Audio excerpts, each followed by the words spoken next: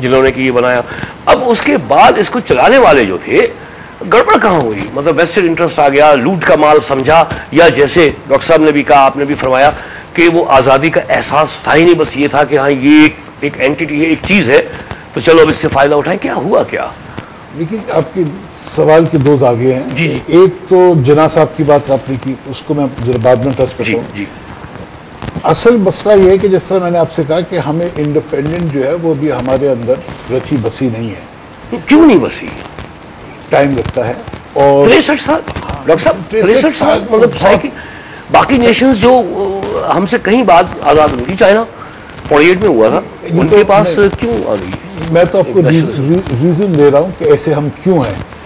वो एक अलग सवाल हो जाता है कि 63 साल तक हमने क्यों नहीं किया।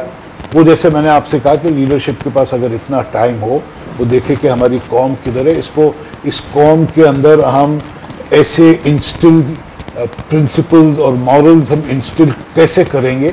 लेकिन उससे you have to lead by example.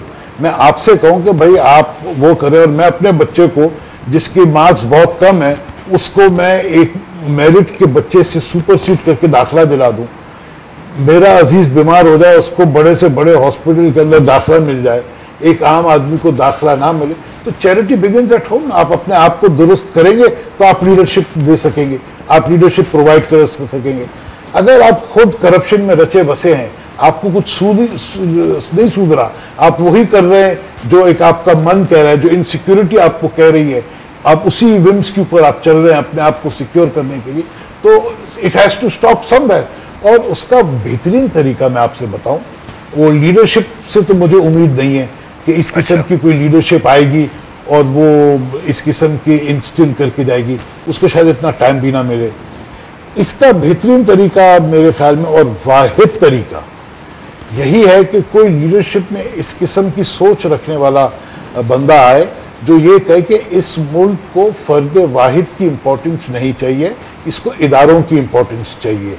क्योंकि इंस्टीट्यूशंस जो होते हैं वो फर्द वाहिद की रूल पे नहीं चलते, वो एक सेल्फ गवर्निंग प्रोसेस में चलते हैं और उनका एक ट्रैक होता है जिस पे वो चलते हैं। अगर हम इस मुल्क को इंस्टीट्यूशनलाइज कर दें तो उसके अंदर सेल्फ अकाउंटेबिलिटी भी हो जाती है और सेल्फ गवर्निंग भी होती है, तो उसके अंदर आप इस करप्शन को टेपर कर सकते हैं। डॉक्टर अमीन गालिब साहब, आप क्या कहेंगे थोड़ा सा नफ्सियात और एक एनालिस्ट के? मसला ये है कि एक तो इमोशनल इनर्शिया है कौम में, इमोशनल इनर्शिया। दूसरी बात ये है कि ये कैसे डेवलप हो, क्योंकि पाकिस्तान को जो लिया गया है हमारे लीडरशिप ने, वो पाकिस्तान को एक टॉय की तरह से, एक प्ले हाउस की तरह से लिया गया है। और Why were they not serious? मतलब मैं सिर्फ नफ्सियाती एक वो है कि एक तहरीक चली, एक मुल्क बना, जोश जज्बा सब था, तो इसका मतलब है ये जो क्लास थी जिसकी आप बात कर रहे हैं, ये शुरू से फेक कर रही थी। बिल्कुल मैं ये कहूँगा। फिर जो फ्यूडलिज्म वो उसी तरह चलता रहा है, रियाया रही है। एक मुल्क को दो पार्टीशन तो हो गया कि आपने हिंदुस्तान से अलग कर दिया, लेकिन वो एक किंगडम की तरह से पाकिस्तान ने इवॉल्व किया है। एक गोला साहब चला गया, ब्राउन साहब आ गया। जी, वो इस तरह से हुआ। हमारा जो कॉन्सेप्ट कायदे आज़म का ये था कि हम एक इंडिपेंडेंट मुस्लिम कंट्री चाहिए जहाँ हम और इसका जो कॉन्सेप्ट था कि आज सारे दुनिया के मुसलमान इस कंट्री में, जैसे इसराइल का कॉन्सेप्ट था कि सारे दुनिया के यहूदी यहाँ आ सकते हैं, तो कायदे आज़म ने भी कॉन्सेप्ट दिया कि ये जगह ओपन है all the Muslims of the world. पर कायदे आज़म के पास बहुत कम ज़िंदगी ने मोहलत दी, और दूसरे जो वो लोग मफाद परस्त लोग थे, जो फ्यूडल मेंटालिटी के लोग थे, वो उसको एक अपना नया रूल परपेट्रेट करना चाह रहे थे। रिलीजन का लोग बहुत प्रचार करते हैं, लेकिन एक्चुअली ऐसा कुछ नहीं है। ये इनकी अपनी ईगो सेटिस्फेक्शन के लिए कि आप अपने आप को कैसे तक़वियत पहुंचाए अपनी ईगो को। और मैंने एक प्रोग्राम में आपसे कहा था कि वो जो इड का है, जो प्लेजर प्रिंसिपल, उसको फोकस करते हुए पाकिस्तान को बिल्कुल उसी तरह से लिया गया। फिर जो हमारी लीडरशिप है वो इतनी वीक थी और इतनी नॉन मोटिवेटेड थी, और कुछ वक्त तक तो वो कहते थे कि हम सब कुछ अच्छा करेंगे, लेकिन कुछ ही दिनों के बाद उनको वो एंजॉयमेंट मिलने लगता था पावर का। तो फिर वो सारी चीज़ें सेकेंडरी हो जाती, फिर उनकी अपनी एंटिटी, अपनी जो इनकी जो इंडिविजुअलिटी, पावर करप्ट्स एब्सोल्यूट, वो होता था। मुशर्रफ साहब का स्लोगन था ना, पाकिस्तान फर्स्ट। वो देखिए आपने बैठे बैठे महीनों के अंदर उस स्लोगन की उन्होंने क्या धज्जियां उड़ाई, और उन्होंने पाकिस्तान फर्स्ट तो छोड़ दिया, वो मुशर्रफ फर्स्ट हो गया। मीर अपनी कुर्सी बचाने के लिए उनको आइन को पामाल किया, हर चीज दोबारा मार्शल लॉ लगाया उन्होंने इमरजेंसी के नाम से। तो जब इस किस्म की आप चीजें ले आते हैं तो उसी मैंने जैसे कहा कि आप ड्रिफ्ट करते हैं, तो आप कौम को क्या एग्जाम्पल देंगे? एक कॉलर है, जरा उनसे भी बात कर लेते हैं। जी सलाम अलैकुम। हेलो अस्सलाम वालेकुम। जी बीबी, कौन साहिबा और कहाँ से? सर मेरा नाम सुमैया है, मैं डिफेंस से बात कर रही हूँ, मैं इकरा यूनिवर्सिटी की स्टूडेंट हूँ। जी सुमैया बीबी, क्या कहेंगी? सर ये काफी देर से मैं आपका प्रोग्राम देख रही हूँ और मैंने काफी चीजें इसमें देखी हैं। इसमें सबसे पहले तो डॉक्टर गाजत साहब है, माहिर नफ्सियात, और दूसरे भी एक बहुत ही ऑफकोर्स एक बहुत बड़ा नाम आपके साथ बैठा हुआ है। इन्होंने अभी एक बात की थी कि नहीं जी मेरिट के उस पर कि मैं अपने बच्चे को तो मेरिट का करके, मतलब एक मेरिट वाले बच्चे को सुपरसीड करके अपने बच्चे को एडमिशन करा दूँ, सारा कुछ है। सर प्रॉब्लम इज दिस, हमारे ऐसा कोई मीडियम नहीं है हम स्टूडेंट के पास कि जहाँ हम अपनी वॉइस रेज कर सकें। हमारे पास ये एक चैनल है कि जिसमें हमने अपनी बात करनी है। हमें सिर्फ हमारे कंसर्न ये है on behalf of the entire Iqra University Karachi campus, I just want to inform you कि हमारे जो डीन हैं, जो रजिस्ट्रार की ड्यूटीज भी परफॉर्म कर रहे हैं, उनकी डिग्री फेक है। और इंटरेस्टिंगली हायर एजुकेशन कमीशन की तरफ से वो डिग्री रिजेक्ट हो चुकी है डॉक्टरेट की, फिलीपीन से जो यूनिवर्सिटी से उन्होंने ली थी, और HEC ने उनको रिजेक्ट कर दिया है। अच्छा, लेकिन स्टिल वो जो है अपने नाम के साथ डॉक्टर भी लगाते हैं। रजिस्ट्रार है वो आपकी यूनिवर्सिटी में? जी वो डीन भी है और रजिस्ट्रार भी हैं। उनका नाम है आकिफ हसन और हमारे चांसलर का नाम है मुस्तफा खानी। और हमने कई दफा अप्रोच भी की है कि sir kindly, because you know sir it has become a talk of town now, because जब हम इंटर्नशिप के जाते हैं तो एंटरप्रेन्योर्स कहते हैं, या जो मजाया नेशनल के हेड्स हैं वो कहते हैं कि you are a product of a cheater. यानी HEC के हमने ऑफिशियल वेबसाइट भी चेक किया, वहां से आकिफ हसन का नाम रिमूव हो चुका है। हमने इस्लामाबाद कुछ लोगों से चेक करवाया, उन्होंने भी कहा कि जी इनकी डिग्री फेक डिक्लेयर हो चुकी है।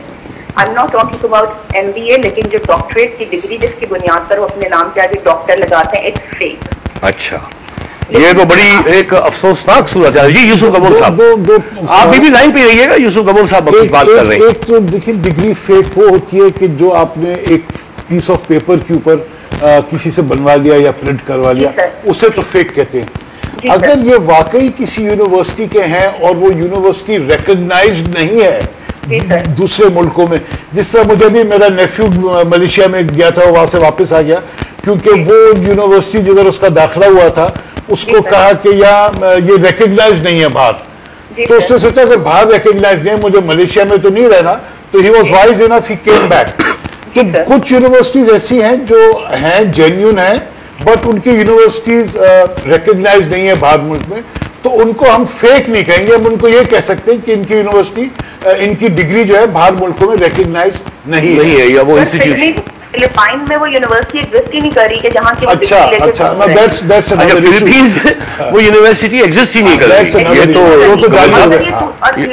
बिल्कुल चेंज होगी। 2005 में भी ये इशू रेज हुआ था और इसको पता नहीं किस तरह खिला पिला के इसको दबा दिया गया था, बिकॉज हमारे जो वाइस चांसलर हैं उनका नाम है यूजी इसानी, वो बहुत बड़े ब्यूरोक्रेट रिटायर हो चुके हैं, भुट्टो साहब के भी प्रिंसिपल सेक्रेटरी थे। लेकिन सर आप एक बात बताएं, मैं बिलोंग करती हूँ एक मिडिल क्लास फैमिली से जी, मेरे फादर 2-2 जगह जॉब करके यहाँ की मेरी फीस पे करते हैं इकरा यूनिवर्सिटी की। लेकिन जब मैं इंटर्नशिप के लिए जाती हूँ तो हमें ये कहा जाता है कि you are a product of a cheater. तो सर जब मुझे इंटर्नशिप ही नहीं मिल रही तो सर मुझे फिर आगे मेरा फ्यूचर कहाँ है, जॉब का क्या फ्यूचर है? हम अगर चांसलर साहब के पास जाते हैं दे आर डेफ हियर, हम जाके VC से बात करते हैं, वो हमें थ्रेट्स देते हैं। आप अपना नंबर प्रोड्यूसर के पास आप छोड़ दें, यूसुफ गबूल साहब वगैरह यहाँ पे हैं, they will take up this matter. हमारे प्रोड्यूसर के पास जब ये कॉल वापस जाएगी तो आप अपना नंबर छोड़ दीजिएगा सुमैया, और हम पूरी कोशिश करेंगे कि इस सिलसिले में जो भी आपकी मदद हो सकती है, यूसुफ गबूल साहब या डॉक्टर अमीन गालिद कि किस तरह से इस मसले को देख सकते हैं। कॉल कर आप सोचें कि सर उनके कैरेक्टर का अगर मैं आपको बताऊं तो लड़कियां तो यूनिवर्सिटी छोड़ चुकी हैं आकिफ हसन के कैरेक्टर की वजह से। ये तो बड़ी अफसोसनाक सूरत हाल है, क्योंकि जब एक मरतबा ये तहकीकात होंगी तो बहुत सारी चीजें खुलेंगी। सुमैया बहुत बहुत शुक्रिया। बहुत कुछ है हमारे पास बताने को, लेकिन हमारा सुनने वाला कोई नहीं है। नहीं, आप आएंगी इसी प्लेटफॉर्म पे आइए। आप वाइब टीवी का ये जो फोरम है ये इसीलिए होता है कि हम आवाम के मसाइल, आवाम की बातें करते हैं और आवाम ही से करते हैं।